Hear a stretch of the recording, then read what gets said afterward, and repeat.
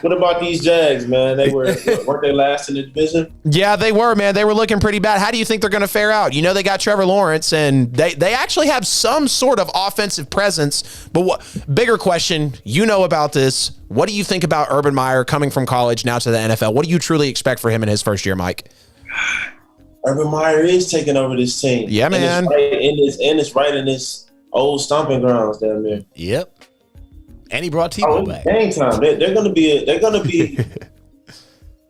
It's game time. They're gonna be like a young team, of course.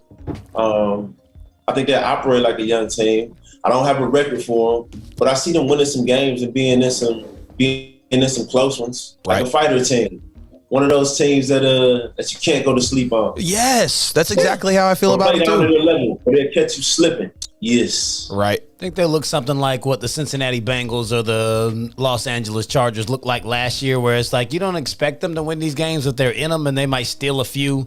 I got them at 4-13 just because of how deep their schedule is. I mean, 4-13 is an improvement from 1-15. Yep. I think their expectation is really just for Urban Meyer, Trevor Lawrence, and Travis Etienne to really have the start of a fruitful marriage and build off of a few wins. They're probably expecting about 6. I don't think they'll get quite that many, but 4 wins is not a fail for a team that was that bad with everyone being new. I think they'll go 4-13, and then moving forward, they'll build, get a little chemistry, bring in some more players, really find their identity, and they might eventually, they'll be decent. Yeah. Yeah, I agree with you. I'm really piggybacking off of what you and Mike said. I have this team winning about 2 to 3 games overall, third in the division, missing the playoffs.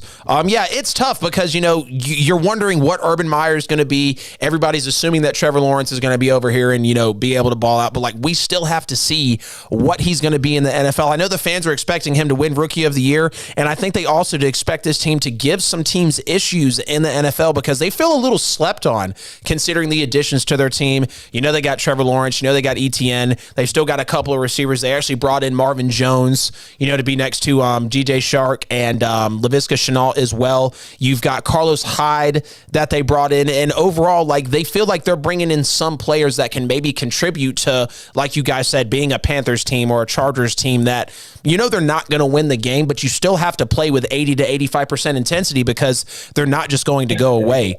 And what's up, Mike? 85% intensity is funny. Hey, I'm serious. They're not going to be one of those teams where you can just go on. It's like, okay, we're going to play 20-30% on it today. Did you pick we're just that because that's Tebow's number? Raw. Hey, I told you my best friend. I said it earlier in the show.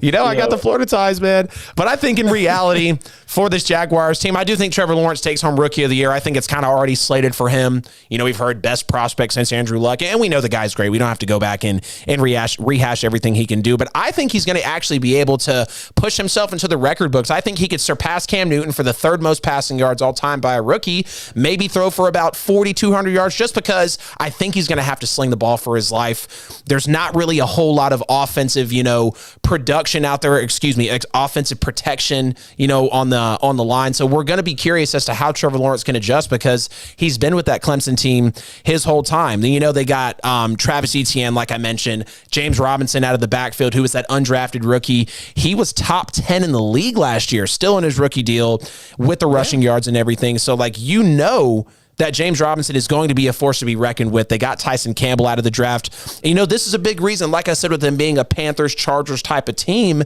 they're going to be that team that goes out there. Yeah, they might only win 2 to 4 or 5 games this year, but they're going to be that team to where you're going to have to play them. They're going to be intense, and they're here to make a statement. They're here to change the culture. They've got new guys in the building, so it's definitely going to be an interesting season for the Jacksonville Jags, but at the end of the day, Titans do win it. Colts are coming in at second right behind them. They could win the division.